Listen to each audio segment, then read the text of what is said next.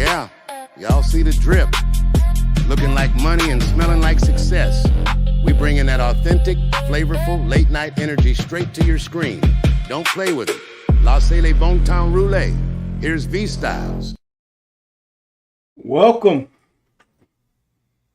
Welcome to Saturday edition. Well, Sunday edition. Why I said Saturday? That's crazy. Sunday edition of Late Night with Style. In a few minutes. Late Night with Styles is going to turn into a miniature version of Watching with Styles. We are going to look at UTSA first half against University of Texas. And Will Stein had a half for you. That first half against University of Texas in 2022 was a damn good half. So we'll talk about some things. I haven't really watched it. I just cut it up so I can show it to you guys. And we're gonna go through that, get ready for the season. It's interesting. They're right. What are you? You're a proud alum of UK? Thank you for joining.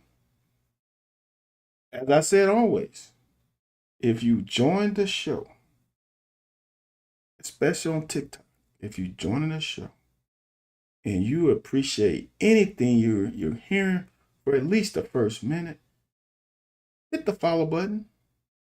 Well, just hit the follow button. Feel like finally back to watching film. Phil, you know what? It's hard. It's hard to always do film all the time, man.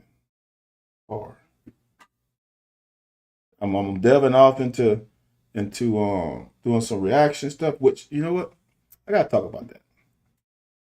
Y'all, I'm not gonna show it here because I don't have it queued up. But whatever platform you on, except YouTube. I'm sorry, YouTubers. I apologize in advance. Phil, I apologize in advance. If you're on Twitter, TikTok, Instagram, I post a reaction to a high school, I'm pretty sure it's high school soccer match. And if you watch the high school soccer match, it is very interesting. And I'll post it to YouTube after I finish the show.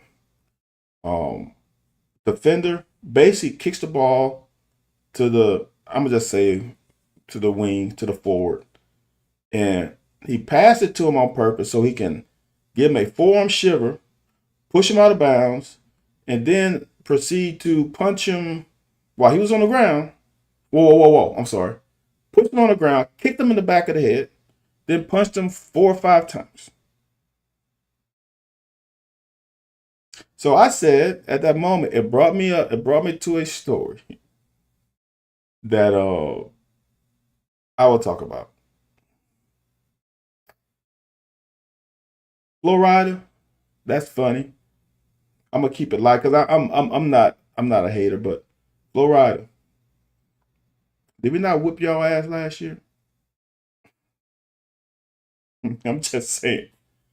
Did we not whoop y'all ass 2 times in the swamp of recent history? I'm just saying. So we sorry AF. I mean, I wonder what y'all are. 19, jeez. It would have been in the 80s, right? If I was in 8th grade, it's probably 88. 1988. I'm at a prep school. Middle school it's an all grade school. It so I'm pretty sure we was in 8th grade. We had a pretty decent basketball team in 8th grade. I went to a small school. The high school had at that time low 300s, so that tells you how small the school was. So we had like 70 some people in my class. So, but we had a really good basketball team. We played together, I think, 6th, 7th, 8th grade. By 8th grade, we were damn good. And we played, and it's a private school. So private school, I was the only black guy on the team, and we played a public school.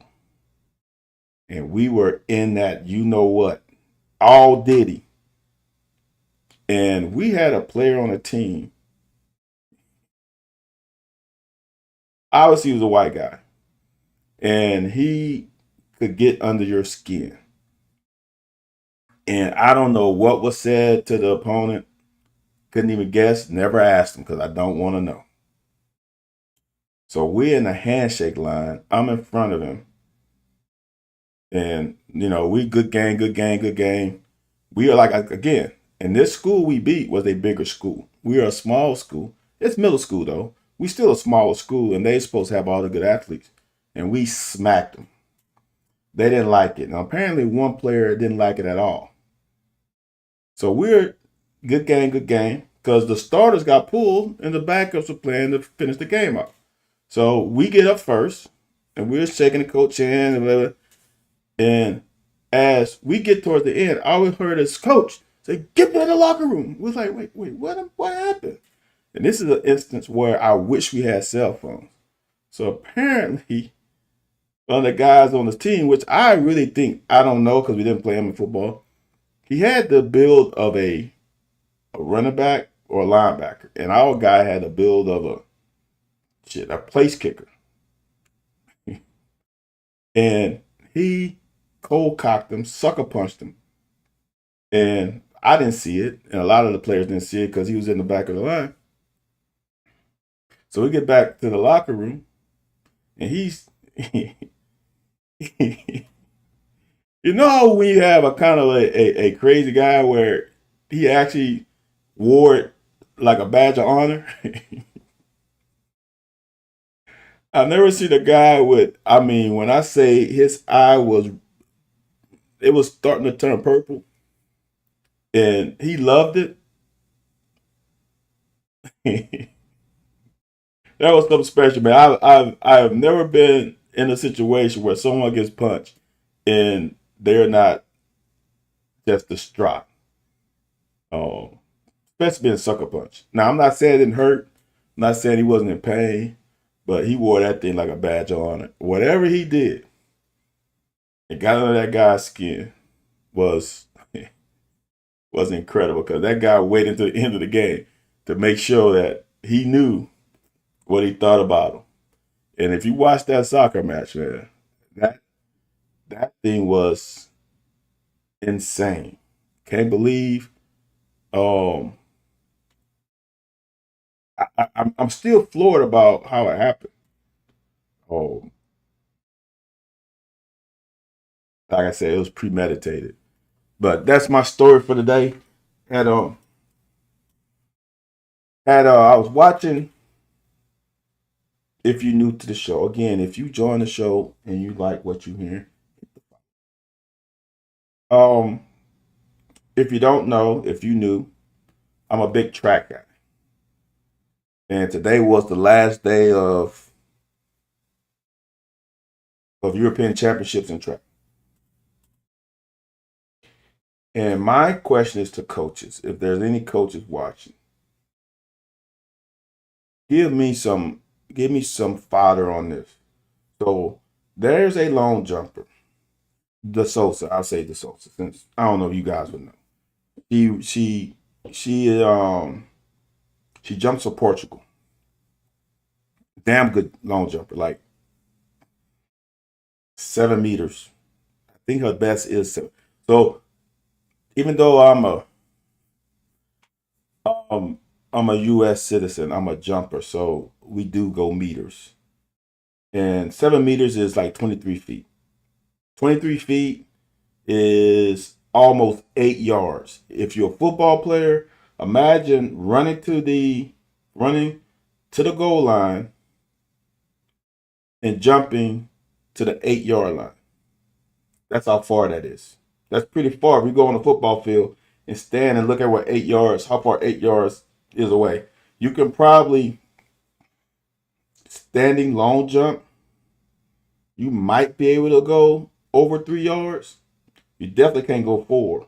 You might be able, depending on how elite of an athlete you are, you can go over 3 yards. So think about it. That's 3 yards standing. They're going another 15 feet by that. That's how far that is. So she is a elite jumper. And as I was watching, she changed her technique. I'm gonna just tell you the technique. Don't worry about it.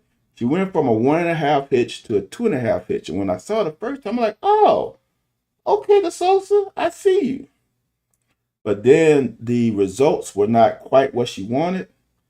And the broadcast showed the interaction between the athletes and the coach. And you can tell, not even learning Portuguese, but you can tell from a coach standpoint that she made a gesture and body movement to say, I want to go back to my 1.5. So she did one method the first 3 jumps. Her 4th jump, she wanted to change to the 1. My question is this to a coach. What do you do in that situation? Because my thing is, you obviously, she's an elite athlete. This is her profession. This isn't a college, high school jumper. This is her job. She is a world-class athlete. What do you do when your athletes start questioning the thing that you and your athlete has practiced on for an extended period of time? You just don't throw out a new technique at the most important meet of the year. This is European Championships. This is humongous. I guess the Ultimate Games, but that's new. But you European Championships and then maybe Diamond League Championships are the 2 biggest ones in Europe. And to throw in a new technique just for this week, it's highly unlikely. So that means they have been practicing this for weeks and weeks and weeks. Because to change from 1.5 to 2.5 is not an easy transition. So for them to do it, that means they have for her to be confident enough to throw it out at a huge meet means that prior to the meet, she felt comfortable. She felt, okay, I can do this. And when she did it, she jumped pretty damn well. But obviously in that moment, she didn't feel comfortable doing the new way.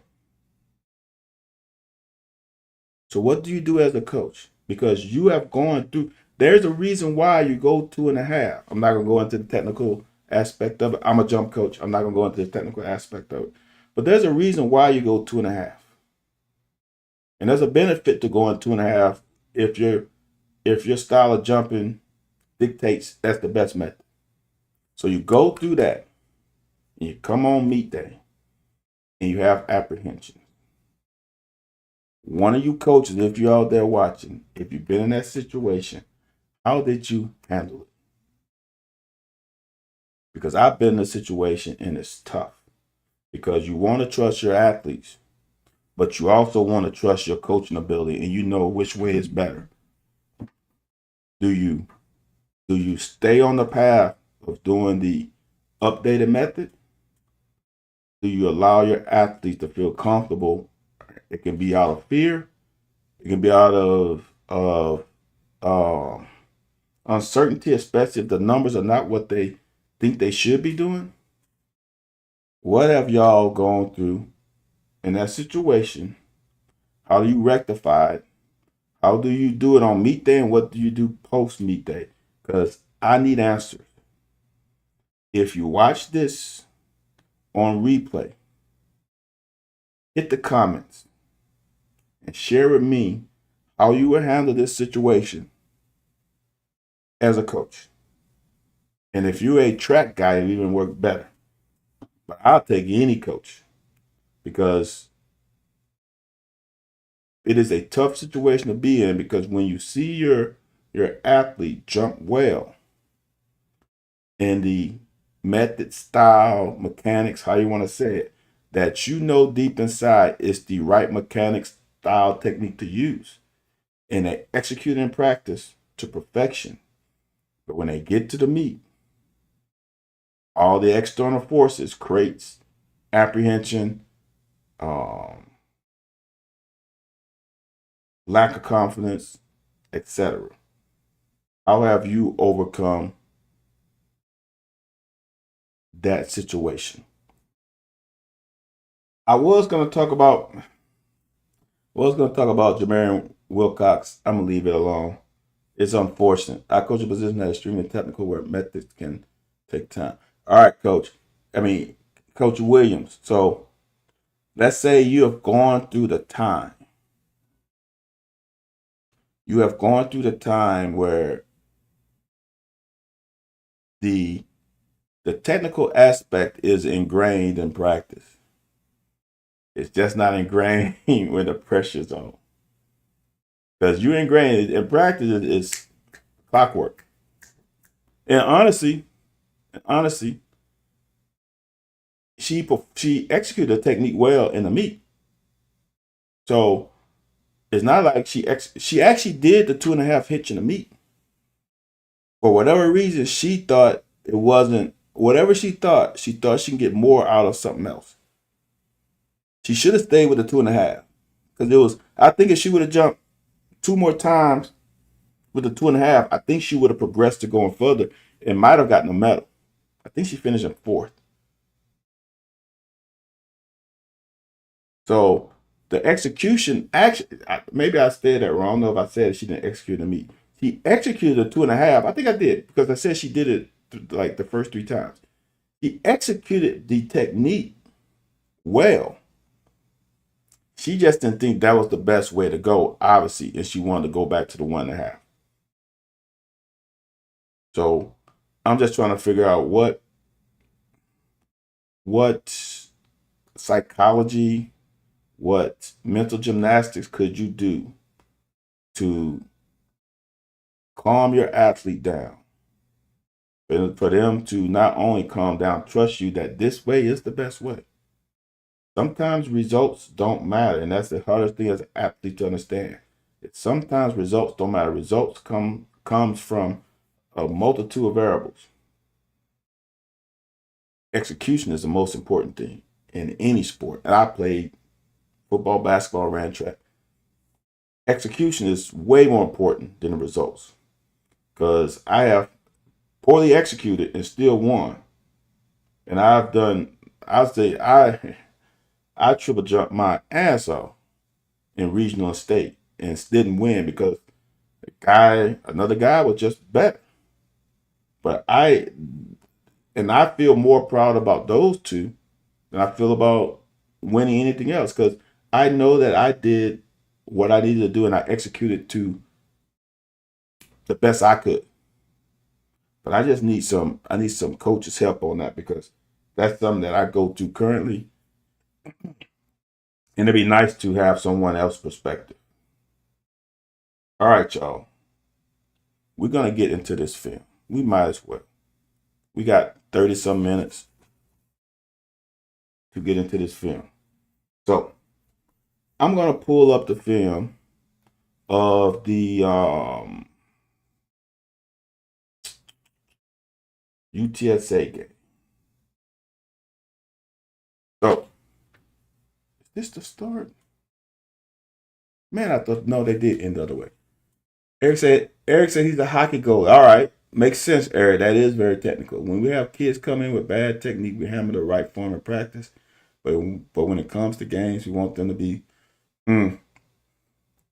Eric, but you know that maybe they can't protect the near corner because of their technique. And they start playing good kids and that near corner, I'm just riffing. It's something that they can hit regularly. And he or she is just bad at it. And you're teaching the technique to try to make it. So you get in the game and they just let goals go bam, bam, bam, bam, bam. Well, what do? I will use practice, make them confident the right way so they stick to the occasion, let them have an exception, but I want successful long term. Okay, that's what I don't know, man. I'm trying to think of so when you're in the middle of the game or you're in the middle of the meet, the ability to converse with your athlete to calm them down and have them be confident in what you know that's going to get them to where they want to get to. It might not be in that game or that meet, but eventually it will happen. And we can't take the We can't be apprehensive and take the shortcuts when we have seen in practice. Because here's the thing: if the new technique is horrible in practice and it doesn't produce the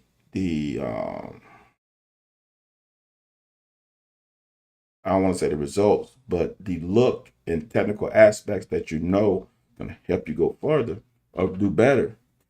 Um, I don't know, man. I need to be able to. I probably need to take some psychology class. Although I did take one, probably need to take more because it matters, man. All right, y'all. I'm gonna say you this, and I might have to do another game. Will Stein against University of Tennessee in 2022 was in his bag. UTSA should have hung up more points on Texas in the first half. They hung up 17. And I'm gonna say you this, y'all. There's two coaches, and there's a third one that's getting to this level. There's two coaches in the country that I will whoop your ass about. And that's Coach Traylor and that's Coach Fritz. Those two coaches, to me, can't do any wrong. One of them is still the coach at UTSA, and Coach Fritz, I'm pretty sure he's still at Houston. He was at Tulane before Summerall got the job.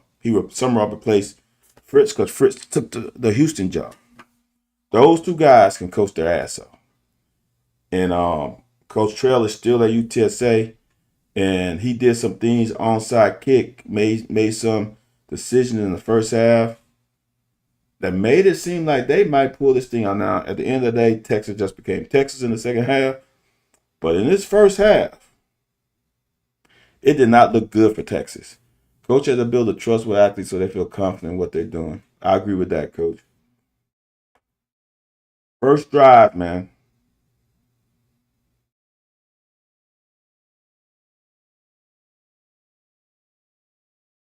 This, to me, is a bad throw by the quarterback. But I like the thought process of trying to get free yards. I don't know if that ball was tipped, but trying to get free yards. And this is the thing. Here's the crazy part. Like, we're gonna see what Coach Bateman does, but in defenses, you got to give up something. And Texas is playing off man, and they giving up the hitch. They look like they are playing. I don't know if that's man, but this downfield corner is playing press bail.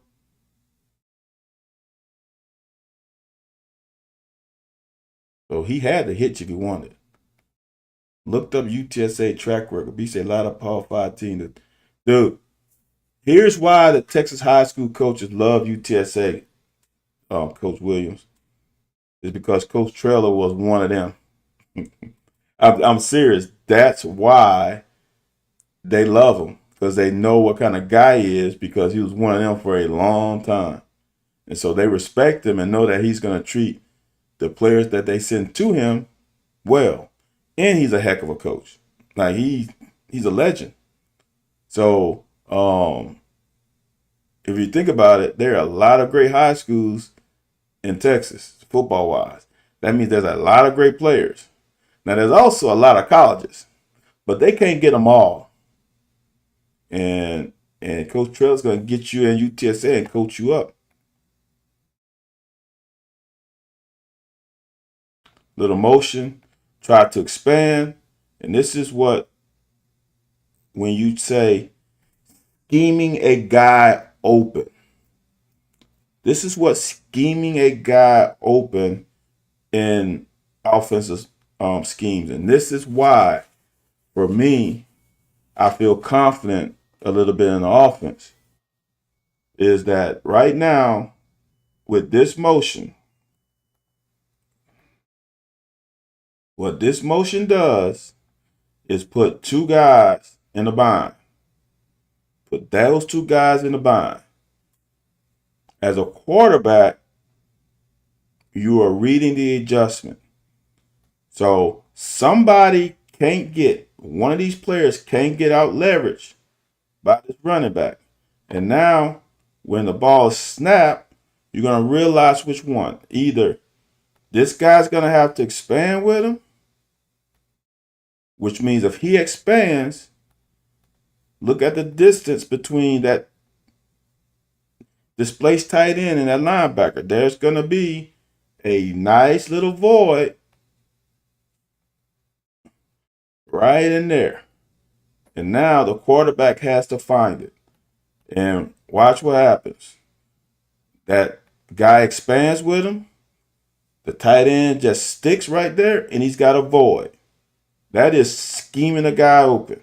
That right there is quarterback and coach on the same page. Scheming a guy open. He knew right now. Look how fast, look how quick his reaction was. 1, 2, snap, throw. Didn't even have to think.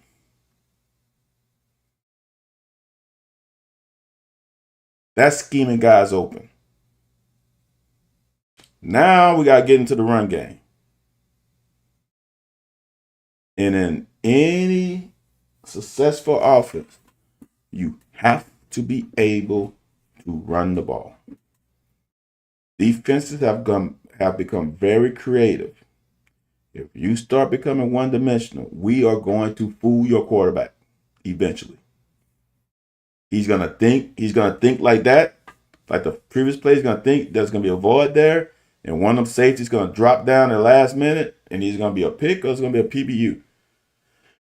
Coach Stein said that he schemed a late breaking receiver open at the end of the play. All the time, Steven C. I'm confused by that. Coach Stein said that he schemes a late breaking. What's late? So now, Coach Stein got him on a string. Pass a little bit, run a little bit. Now they jump off sides. Freebie. I would have liked another attempt if it's a freebie. Little quarterback run. So is Minchie gonna be allowed to run? Because whom is the backup? To run a quarterback, you better have faith in the backup. If you don't have faith in the backup, and he gets hurt, especially in this conference, it's not a good look. Tight formation. And here's the thing, y'all. In 2022, and I talked about this too. Oops. In 2022, there's a guy by the name of Scangarello that used to run these bunch formations. And y'all used to get pissed off about it. I said, I don't think y'all understand that the bunch formation is a tough look for the defense. And lo and behold, here's Will Stein running bunch formation. What's up, John? John, we are getting closer, man. We are getting closer. They go empty, and look who they throw to. They throw to the good old tight end. So let me help y'all with what the bunch does. Depends on the defense. So with these bunch formations, now if you play in zone, and in zone defense, if you pattern reading it, right, you call your number, most teams number the receivers 1 and 2. And this would be your 1. You name them outside in. That'll be your 2. Now, here's the crazy thing about when they're bunched. These 1s and 2s can end up being, if he released here and this guy released there, now that's your 2 and now that's your 1. And if you are too close, you cannot identify it. So then what will happen is, if this guy is responsible for number 2 and they switch release, which one do we both read who's the number 2 now? Does he say this is number 2? And now he says that now we got double coverage. Now this guy's wide open.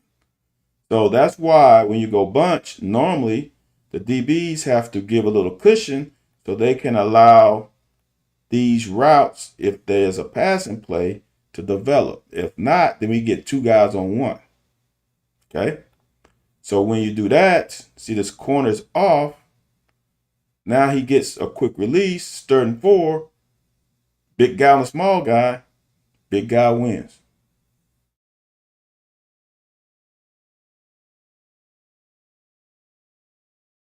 I love the fact in this game that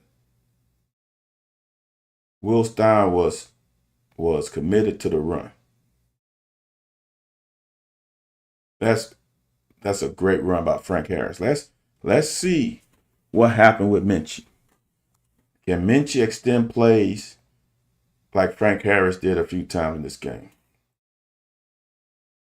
Neat pocket presence. Great pocket presence by Mr. Harris. Leads to a touchdown, but it's coming back. That's why I'm saying this first half, man. Look, Texas has not stopped UTSA on this drive. UTSA got the ball like 2 minutes ago. They have not stopped them. They have gotten first down. Didn't they start like on their 20? They have gotten first downs. Now they are behind the chains. What can they do?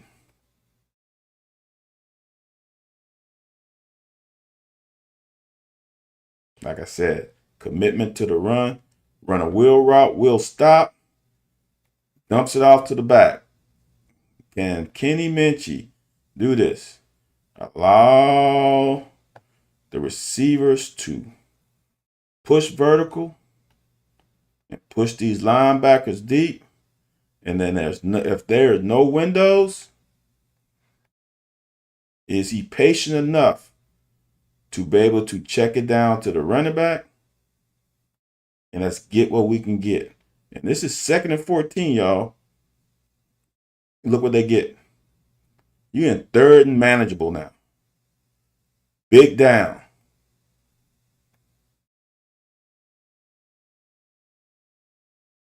So I want people to understand, playing defensive back in this league is tough. How far off of this receiver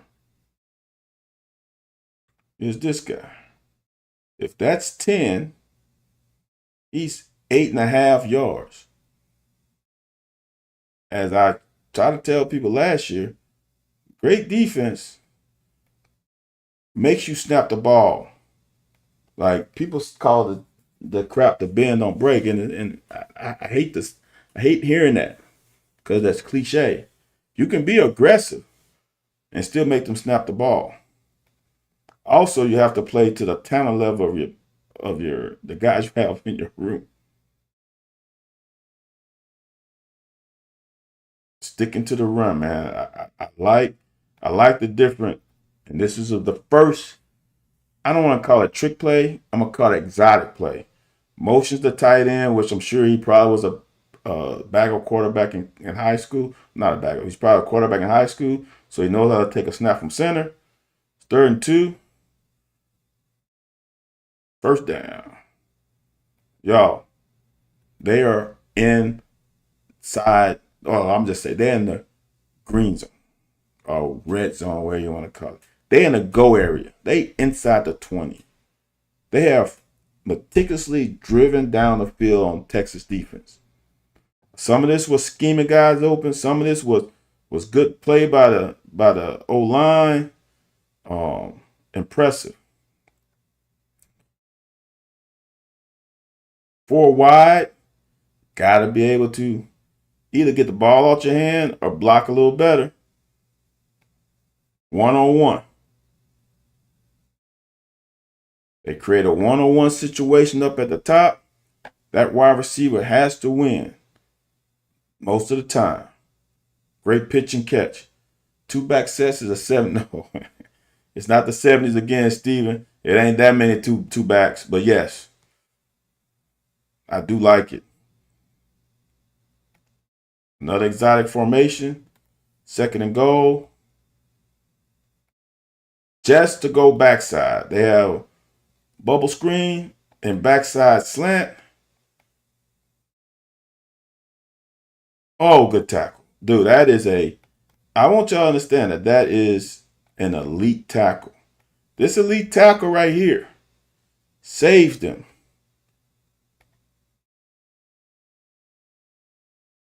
If this DB doesn't drop his foot in the bucket, this might be a better play by him. Because you cannot put your foot in the bucket when you're on the goal line. So 3rd and goal. They go back. I don't know, that's RPO. Great defensive play. So now they try and shift another little trickeration. Now they're not going to try to snap it. I think they're trying to get them jump outside or something or whatever. They didn't snap it. So that right there, y'all, they got inside the 5-yard line on University of Texas. UTSA does not have the caliber of players that Texas has. They are really damn good players, but they're not on paper as good as Texas. They marched that wheel. That should have been, the score should have been 7-0. Now, obviously, Texas scored. Should have been 7-0, not 3-0. So right now, it should be 7-7. Second drive.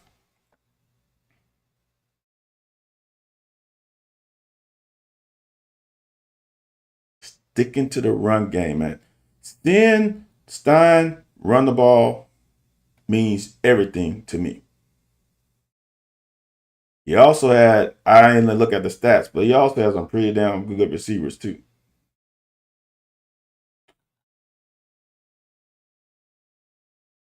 That was your rock. Bam. Get it to him. You got to get it to him. He's wide open. This is a perfect pick play. They got the running back out of there. They need to get it to him. That's this guy. He's wide open. And he had time. He just had a misread. Now, obviously, I'm going to say this. Looks like he was reading to his right. So that's probably why he missed it. But that, man, that's easy money. Got to be able to extend the play, though. And he did just that. How?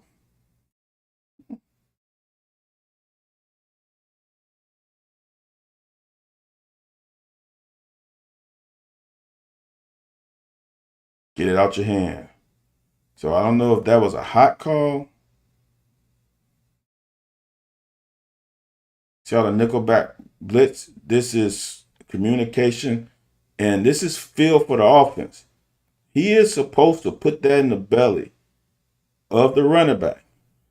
This is why, y'all, this is why my concern is with not having everybody in camp, seeing the same thing at the same time. Okay? This is a play that is a field play. This wide receiver, this slot receiver, and the quarterback has to see it the same way. And they did. And it's easy pickings. See how he's supposed to fake the ball? And he actually bobbles it. But he's like, no, I'm throwing this right now. Boom, throw. That's pretty football. And that's being well coached. And that's also having reps together. It's a combination of both. Even though they're not consistently able to run the ball, the threat of the run is big. And the commitment to the run is so important. Do not just get out of it because you're not being successful.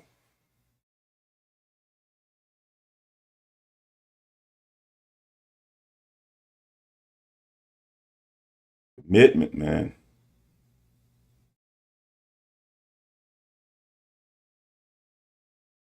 Now it's 3rd and long. They're again in the red zone. Get a PI. First down and 10 at the 1. At the 2, whatever it is. Touchdown. So at this point, UTSA should be up 14-7. Turns out to be 10-7. And UTSA onside kicks it. And they get the ball right back. Again, This is scheming a guy open. What did we talk about last time? They're putting this guy and this guy under stress. They can never be right. This guy doesn't expand with the running back. It's a simple read for the quarterback. Guess what he does? Get it to him. Because he said last time they threw it to him. Well, I'm going to make sure they don't do that. And now he can never be right. That is unbelievable ability to scheme guys open. Now, since they did it over there, right? They did it this time over here. Now this is the build on the play. So we showed it to you once, and we hit the tight end. We showed it to you again. You stayed on tight end. Now we got you off flank. What we're gonna do is run it again from the other side, but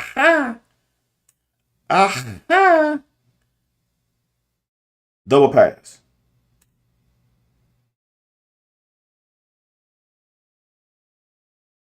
Stein was in his bag. Like that right there. That progression. You killed him with a play first drive. You come back with the play. Again, that guy can never be right. Come back with the same play. You kill him with another option. Now, let's see if you can get it over aggressive, and we're going to double pass your ass. Touchdown. 17-7.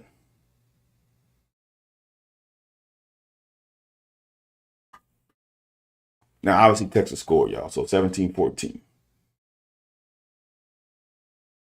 What a play. What a play. Stick with the run. Tick, tick, tick, tick, tick. Keeping Texas defense off balance. Texas defense has not stopped UTSA yet. They have not stopped them. Now, they've seen the play enough. They made an adjustment, and they did a better job on it. And that was the last play of the half for UTSA. They had the punt. Texas marched down the field, got a field goal, and they went into half 17-17. I think the final score was 41-20. So Texas in the second half did BTA. But this first half was a time to be had for Coach Stein and UTSA. It was scary, man. I can only imagine what that stadium felt like in the first half when, like I said, this is that drive right there. That last drive is the only time Texas stopped UTSA. UTSA they marched the field to inside the 5, field goal. Touchdown. Field goal, touchdown. And then a punt. They punted one time in the first half. That was impressive. And like I said, this is what's so good about watching this film here is that you can truly get an idea that this is a situation where Will Stein didn't have the best athletes on the field. Anybody with a sane mind knows that Texas had, on paper, better athletes. I'm going to say this, although I said this earlier, UTSA have pretty good damn athletes because they have some Texas boys in there that could play. So I don't want to disrespect UTSA. As I said, Coach Trailer is a you can't say shit about him without me saying something back at you because he's a great coach. And that was a good game. That was a game that when I watched it, I'm like, okay, Will Stein has something to him. The problem is Will Stein is not calling the damn plays on Saturday at this point. I'm still harping on that.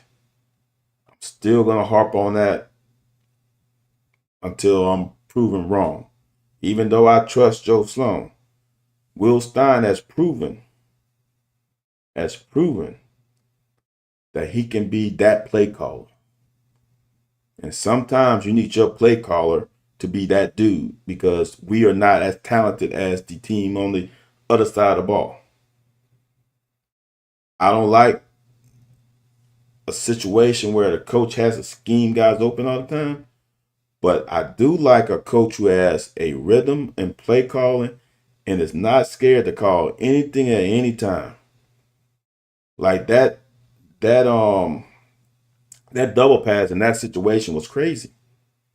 I understand they were at the 50. They got to on the other side of 50. It was first down. You just ran the play, but still having the balls to call that was big, and how those guys executed was even bigger. And I personally need Will Stein to call plays on Saturdays. And I know it's not going to happen, but I'm pissed off about it because I think him calling plays on Saturday is worth probably a game, maybe two. So I was really impressed by what I saw in the first half. Now, I'm not gonna lie. Now, second half was a little rough. Texas got their feet under them, but as a lot of it's not a lot. I'm not gonna say a lot because I don't have a big circle. So, but I'm gonna say this: some of y'all are thinking we're gonna win 9, 8 games. To win 9, 8 games, you have to be Alabama. Because I don't think you beat I don't think you beat Texas A&M. I don't think you beat LSU. I don't think you beat Oklahoma. But you got to win the Alabama game to get yourself to 7 or 8. Win the Alabama game, I feel a little better.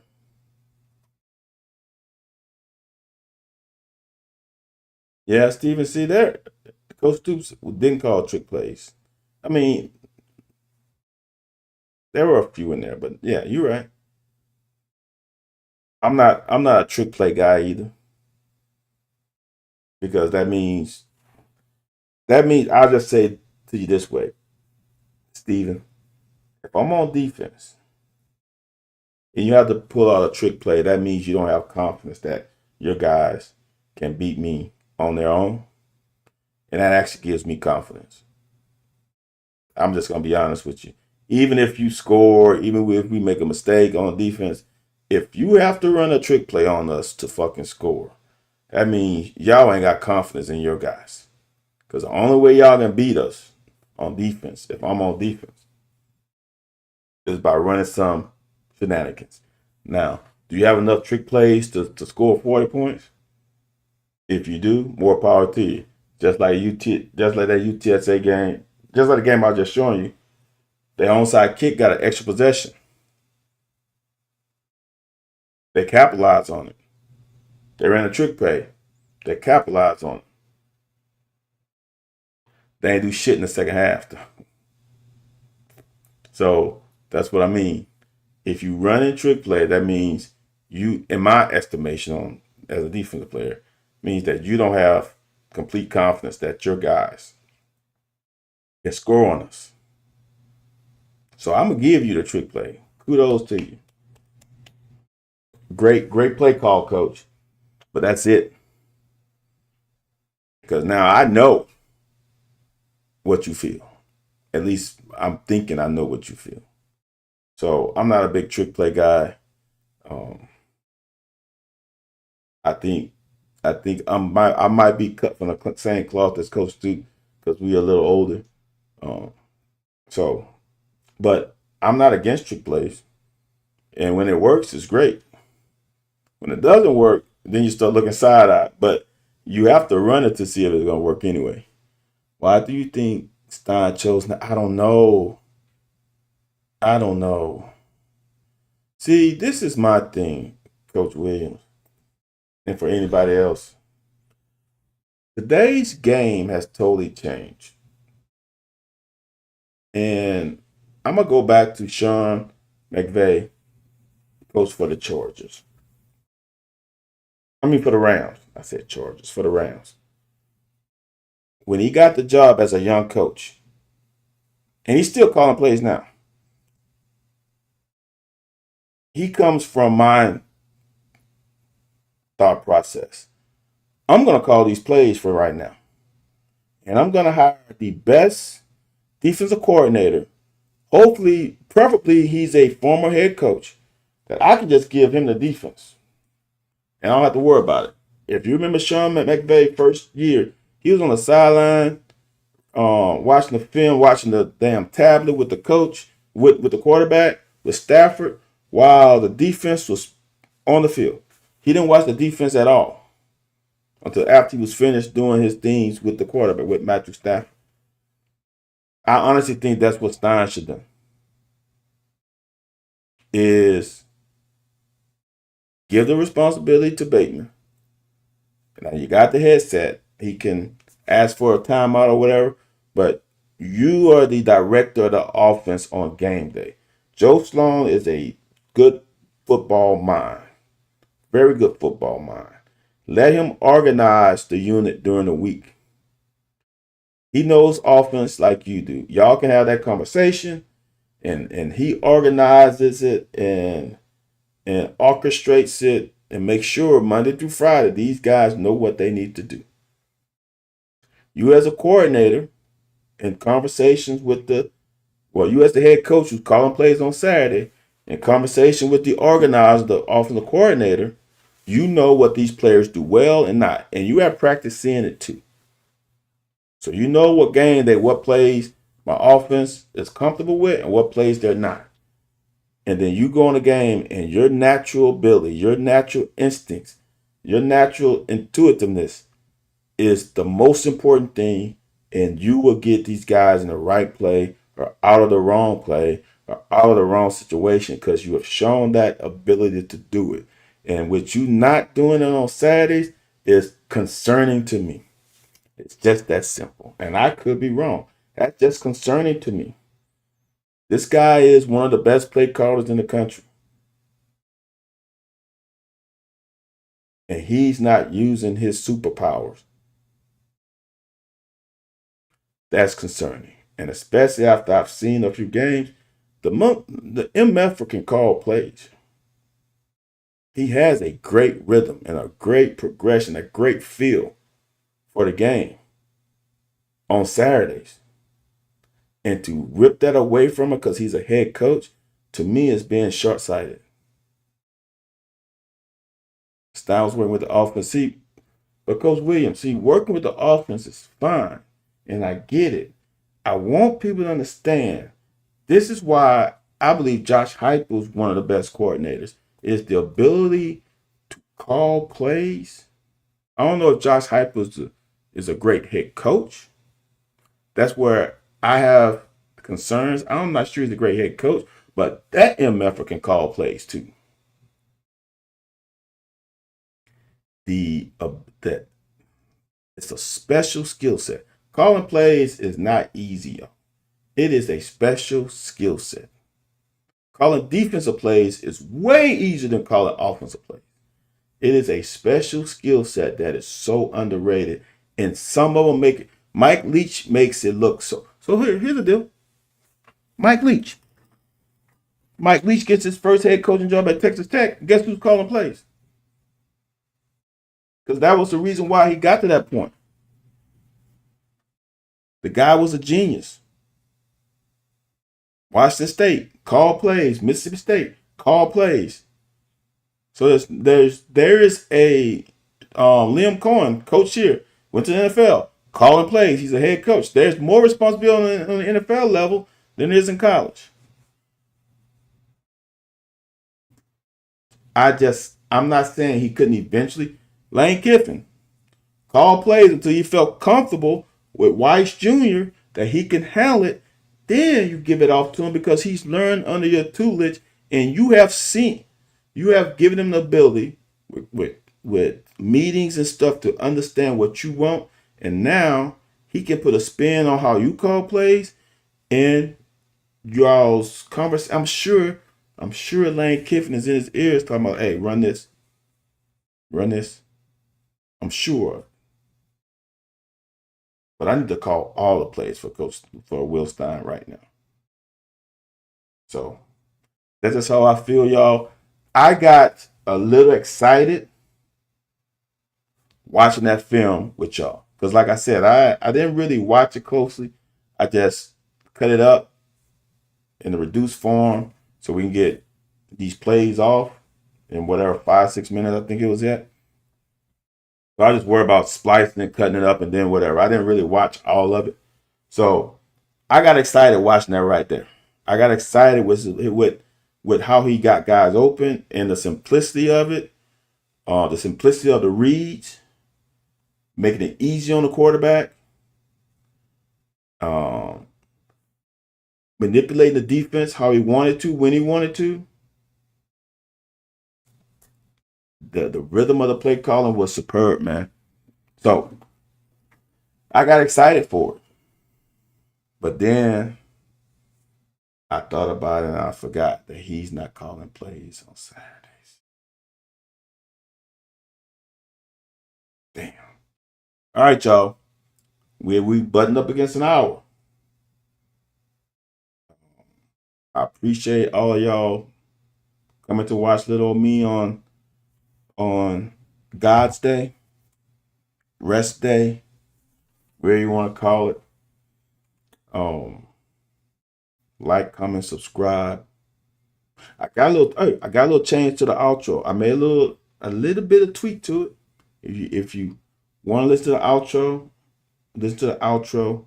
But more importantly, all of my social media handles are on the image that is about to come up in a few seconds when I stop talking.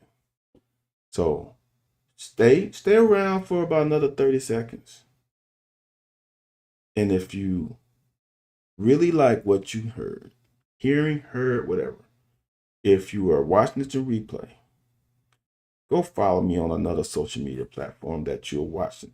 That is other than the one that you watch me on now. I appreciate all y'all. Highly blessed. I'll see y'all tomorrow. I might have another rendition of film because that was pretty damn good. I might have to find another one because I know there's a couple more out there. I might have to splice up another one and bring it tomorrow night because we're getting close to football. And you know what, y'all? That's what I hang my hat on. And I'm not ever giving that up.